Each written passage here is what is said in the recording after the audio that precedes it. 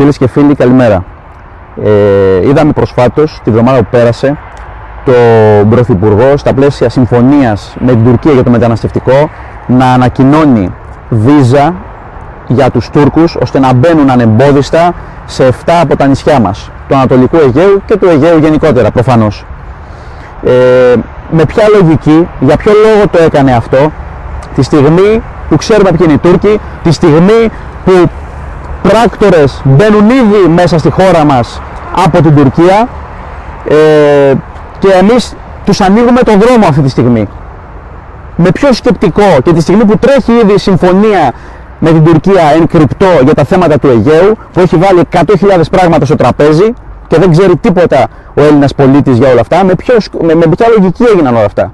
Να σας θυμίσω ότι πριν μια εβδομάδα έγινε στην ομιλία του πρώην Πρωθυπουργού, του κ. Καραμανλή, στη Θεσσαλονίκη, με αφορμή το βιβλίο για Βόλ για τις πολεμικές αποζημιώσεις τις γερμανικές, έκανε πολύ ηχηρή παρέμβαση σε σχέση με τα εθνικά θέματα.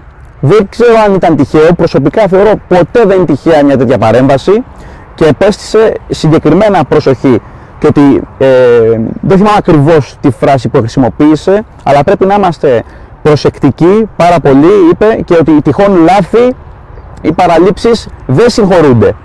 Προφανώς δεν έγινε τυχαία ούτε αυτό σε σχέση με τα υπόλοιπα που ετοιμάζονται και προετοιμάζονται για μας χωρίς εμάς.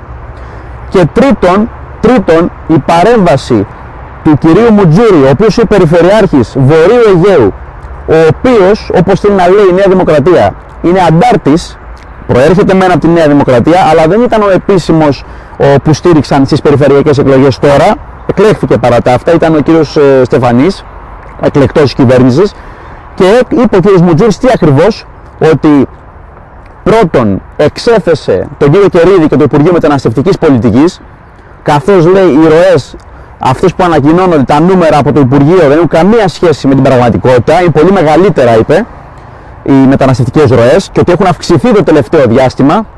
Και το δεύτερο, που έχει σχέση και με την συμφωνία που ετοιμάζεται και προετοιμάζεται με την Τουρκία, είπε ότι, και έχει να κάνει με την αποστρατικοποίηση, ότι ό,τι έχει φύγει αυτή τη στιγμή για την Ουκρανία, καθώς βγάζουμε από τα νησιά μας εξοπλισμό και τα πάμε στην Ουκρανία, στον πόλεμο εκεί.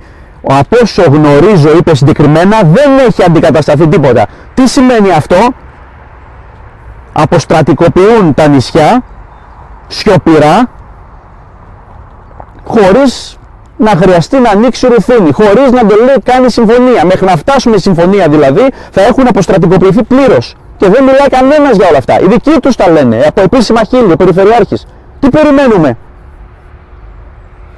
Τι να πω, πραγματικά δεν ξέρω τι να πω. Αυτά για τώρα ως προς την ενημέρωσή μας, την ενημέρωσή σας. Ο Θεός να μας βοηθήσει. Ευχαριστώ πάρα πολύ που με ακούσατε.